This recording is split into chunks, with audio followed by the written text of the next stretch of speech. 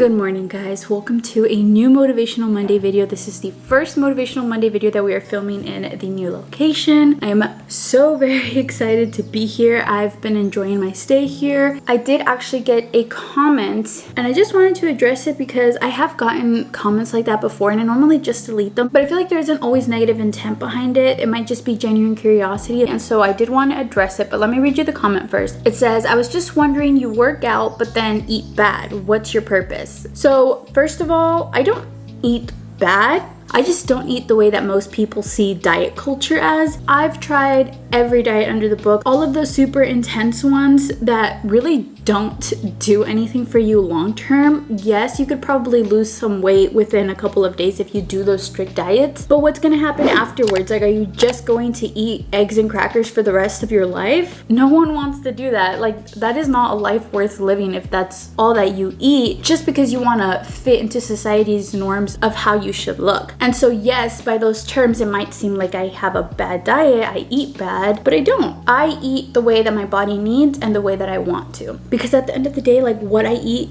does not affect you. It does not affect anyone else. It only affects me. So I think I can make the proper choices as to what my body needs. So what is my overall purpose with this? First of all, a lot of people might think that I am a weight loss channel, but it is not. I made a weight loss video to share my story, but I am not a weight loss channel. So if that is what you're looking for, I highly recommend checking out another channel. I'm pretty sure there are plenty of channels out there that will actually go in depth with weight loss journeys. My channel is, if I had to put it into a category, it is a wellness and lifestyle channel because I'm only focusing on my own wellness and trying to better myself and fix all of the relationships that I have with myself, with food, with my body, working out. I'm working on all of those things and I'm making these videos basically just documenting them and sharing with you guys what I'm going through. Again, if you're looking for someone who's doing like a weight loss journey and you want to see someone that eats clean all the time, I suggest checking someone else out. So to answer the question,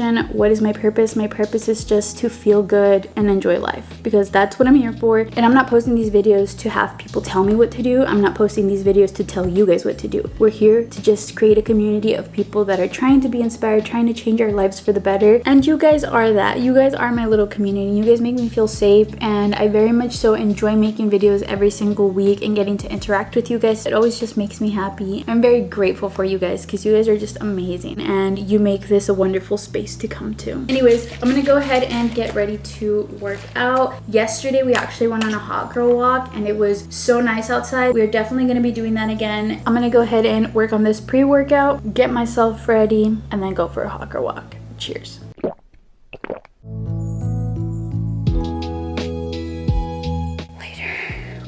Heart is racing with that pre-workout. I'm gonna try to talk through this without messing up. As I mentioned before, I'm trying to find one HIIT style workout video that I do throughout the week on top of the other workouts that I like to do. The video I'm doing this week is a 30-minute full body strength workout with dumbbells, no repeats, by my girl Fit by Meg. You guys know I've been loving her videos. And then today is glute isolation day, so we're gonna get to that.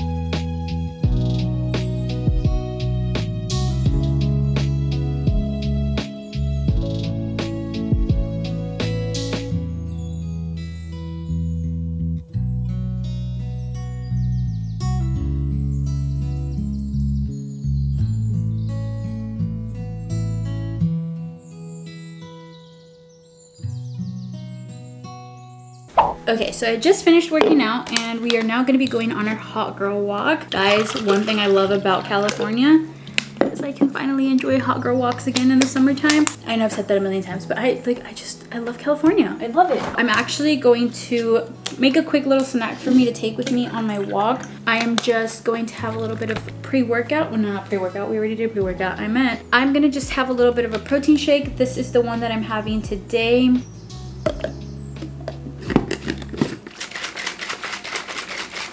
Gotta make sure we pack that with ice because I don't like warm protein. does not taste good. It's gotta be nice and cold. And I also like to take a little string cheese with me, so these are just gonna be my little walking buddies, you know, to carry me through it. And then as soon as we get back, I'll have myself an actual breakfast. Oh, also, actually, I keep forgetting. Guys, ever since we got here, I kept meaning to have myself a little iced coffee moment. I put our coffee maker over here and it's a little hidden, so it's like out of sight, out of mind. So I'm gonna go ahead and prepare this and then put it in the fridge so that it can cool off while we go on our walk. I just love the smell of coffee. Do you guys like the smell of coffee? I know some people don't like it, but I love the smell of coffee. Just, so wonderful.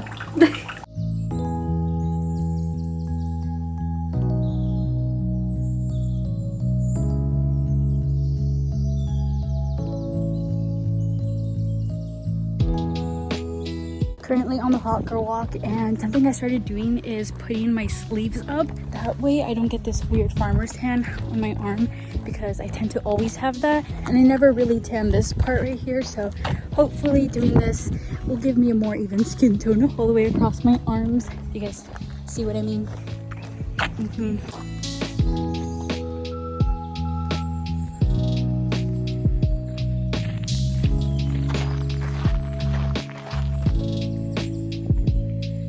Today we decided to go up this hill. Whew. Good workout, good workout. Only thing that sucks is that we just barely hit a mile. But anyways, we're gonna go back. Also for tomorrow, I'm gonna try to remember my hat. I forgot I brought a hat, which will help protect my face from the sun. So that felt good though. I love the little elevated heart rate. It's a little worrisome that there's a couple of vultures circulating around us. They kind of feel like maybe they think we're gonna drop, but not today, vultures, not today. Check back maybe tomorrow.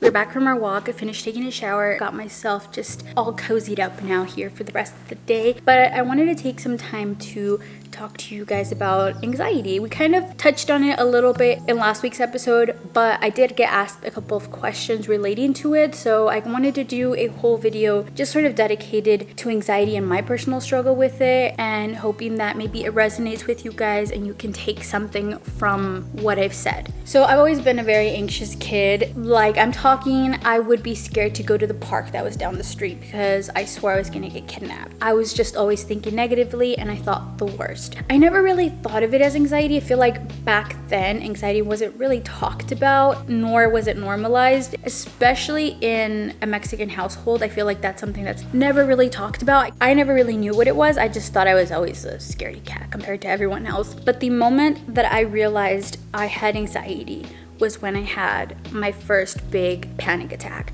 and that was because of travel. So first question I got was, how do I deal with travel anxiety? So I was in my freshman year of high school, and we joined this club that takes you to tour all of the universities within the state of Arizona, and it sounded fun, right? All of my friends were excited. They're like, we can go on all these different trips together, and I was like, yeah, let's do it, right? In the moment I was excited, but in the back of my head I started to get this anxious feeling of all the ways that this trip could go wrong. You know, I could die.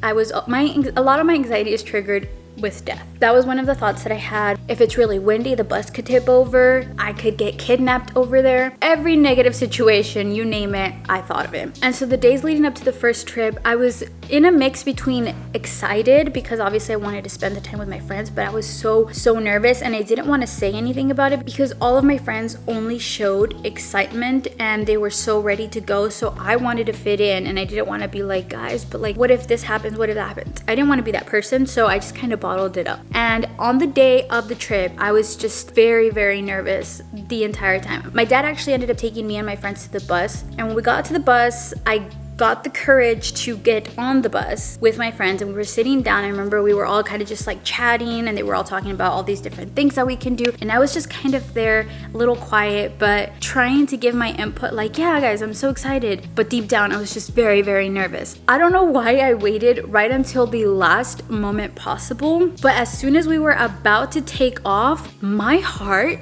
dropped. I couldn't hear anything but my heart beating. It literally felt like my heart was gonna come out of my chest. And I was so anxious, like I wanted to get up and sit down, but get up and sit down. And I just couldn't take it anymore. I got up, walked out, called for the instructor to follow me, and just left. I didn't say anything to my friends. I got up and left. And I told her that I couldn't do it. Like I physically just couldn't do it. I broke down and cried everything. Luckily, my dad was waiting until the bus left, so he was able to take me home. But that day when I got back, I started researching about what happened, and that's when I found out about anxiety. And so I realized, okay, this is legit something. I'm not just crazy. I really did think I was crazy because, like I said, I felt so alone. Like everyone else just always seemed so excited to do everything, but I was always living in fear. So because of that moment, I ended up talking to my mom, and I told her that I really wanted to see a psychologist because this was something that was very serious and it was clearly keeping me from just living my normal everyday life. So she ended up hearing me out and we ended up going to a psychologist. My psychologist was wonderful. I loved going to see her every week. And then she also ended up recommending me to go to a psychiatrist so that I can get medication for my anxiety. However, medicine did not work for me because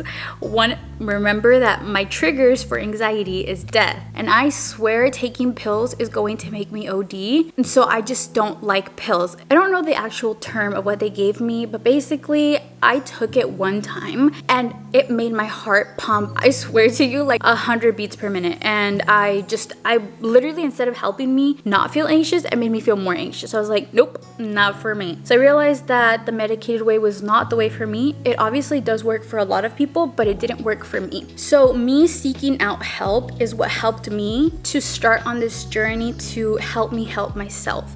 Okay, we will continue our talk later, but it is time for our brunch. I was gonna say breakfast because this is technically my first meal of the day, but it is already 1:40 in the afternoon, so this is technically gonna be my lunch. I think I'm just gonna have some eggs and some of the beans from yesterday. We're still kind of struggling here with what to eat because, again, like I mentioned, we haven't fully gone grocery shopping until this weekend, so we're just kind of making do with what we have. But I think I'm just gonna go ahead and have some eggs, beans, and some watermelon slices. That sounds good. Guys, I'm so sad. My coffee froze. Look.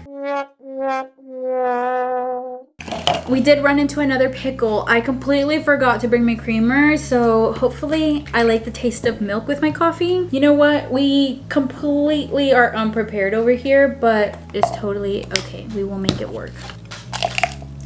I know a lot of people actually use milk for their coffee, but I just don't know if I like the taste of it in my coffee. Let's see.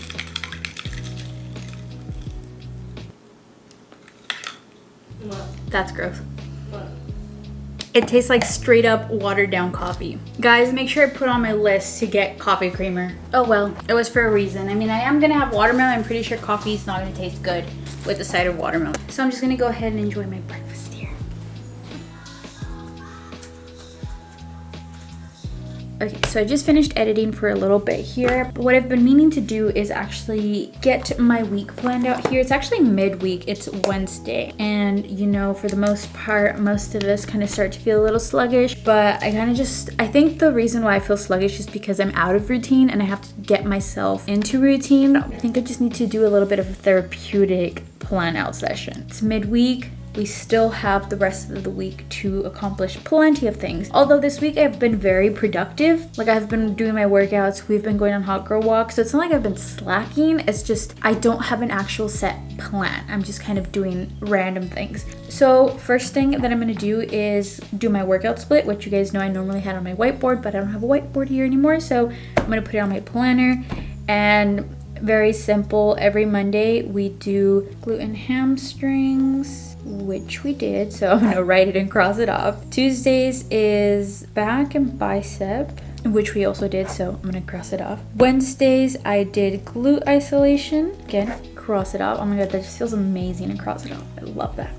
Tomorrow, Thursday, I'm gonna do chest and tricep. Friday will be glutes and and quads. Saturday is my rest day. Sundays, my intention is just to do HIIT and whatever other stuff I want to do on that day, but it's not like a specific workout like the other ones. I think Sunday we're gonna go grocery shopping, which we need to, so I'm gonna put it down. We might do Friday, but I'm just gonna put it down for Sunday for now. And then, oh, can't forget the hot girl walks. That is always something that is very essential. I find that just writing things down that even seem like such a simple task will just make you feel so much more productive in the day. Tomorrow is going to be my full-on editing day. I don't know if it's because I'm in a new space, but I've actually been rough cutting throughout the entire week instead of waiting until Thursday night to do everything, which I normally have been doing back at home. But I don't know, maybe it's just the change of atmosphere that's got me feeling inspired.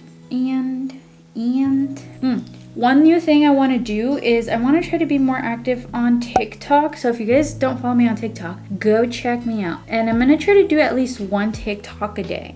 So that's just what I have for this week. I feel like next week I'm definitely going to plan things out much better. Again, this week is still a transition period, so just kind of having to get used to everything. For now, I just did that and it made me feel really good to write things down, and especially the crossing off. Oof. We love that. Okay, not me moving around to every corner of the house. Let's just ignore that and get back to the topic. So something that's really helped me with travel anxiety is bringing something with me that gives me comfort. And for a lot of people, it's different things. It could be like a sweater, it could be like your favorite food, it could be just wearing, your favorite shirt. Whatever brings you comfort, take that with you whenever you're traveling. That first trip that I took, I was able to take it and I was completely fine. But when the next trip was coming up, I started to get anxious again. And I was like, okay, what can I do to help me? Because I really want to go on this trip. The last trip was so much fun. And I was just kind of replaying everything that happened on that trip so that I can just remind myself, I've done this before, I faced that fear and everything was okay.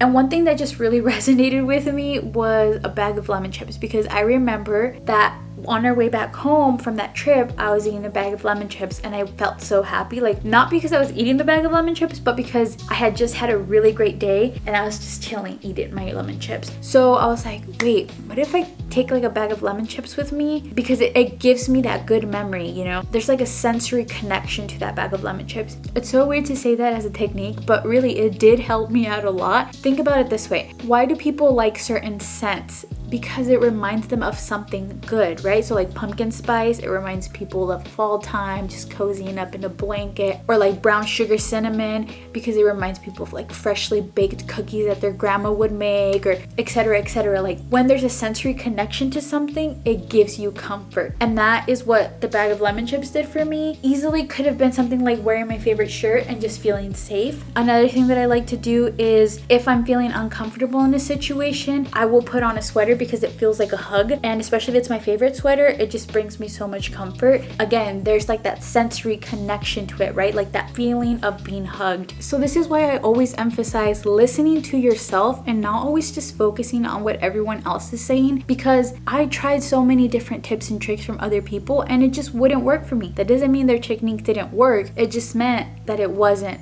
for me. So by listening to myself and being vulnerable with myself and just trying to pay attention to myself, I was able to figure out something that helped me. And so I share that with you guys in case it resonates with one of you and you guys want to try it. And my number one tip for dealing with social anxiety is faking it till you make it. I will preach that to no end, because honestly, it is what has helped me become a lot more confident / appear more confident, because honestly, I'm not confident. I am a ball of anxiety. I am a ball of social awkwardness. I am a ball of self-doubt. And whenever it comes to socializing with other people, I'm always thinking that I look stupid, or, what if I do something embarrassing? But a moment is only embarrassing if you so choose for it to be embarrassing. I know that that's going to sound easier said than done, because yes, I can say that, but when I'm in the situation, I'm clearly embarrassed. I'm clearly feeling that emotion. So how do I stop that? And the answer is, you stop that by choosing to stop it. So for example, when it came to filming YouTube videos, I would always feel embarrassed, even around my own family. I would get deeply embarrassed to just film in front of them because it looks stupid. If I could just show you what I look like. This looks normal.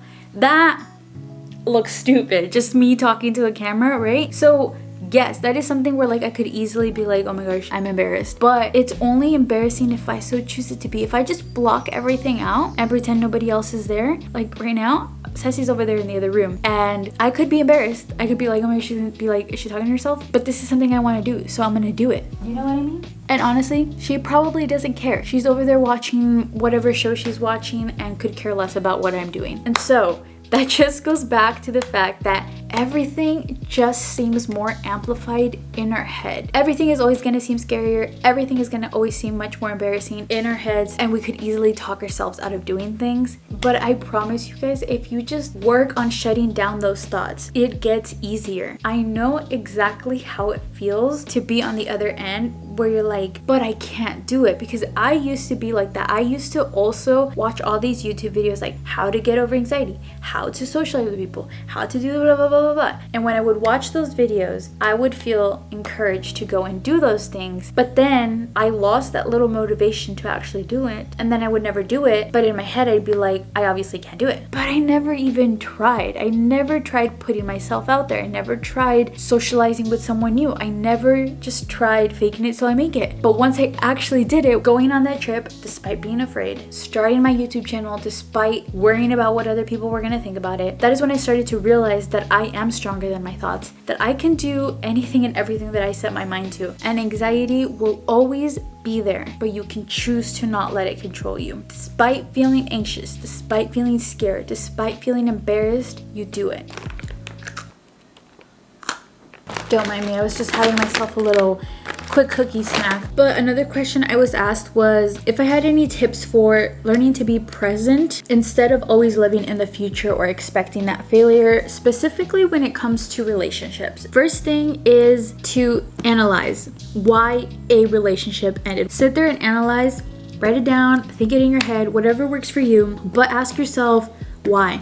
Why did this relationship end? Was it because of the other person? If so, ask yourself what you didn't like about that person or what sort of things that person did to push you away. But you also have to learn to take accountability for your own actions. Did the relationship end because of you? What sort of things could you have done differently to keep that relationship? Think about all of the good things that you did like in that relationship. Think about all of the ways that you went wrong in that relationship. Think about all the ways that the other person went wrong in that relationship. So that this way you can understand what you do want and what you don't want, and what you need to do, what you need to change in order to make relationships work. And the reason I share this is because if you continue to be just the same way you always have been, and you clearly know that that is what has ended multiple relationships for you, the fact that you're not allowing yourself to change those bad habits is what is constantly reminding you that you're going to lose another relationship. But if you take that accountability and you put that effort in to change that bad habit you've always had, you're gonna start to see your friendships change. The next step,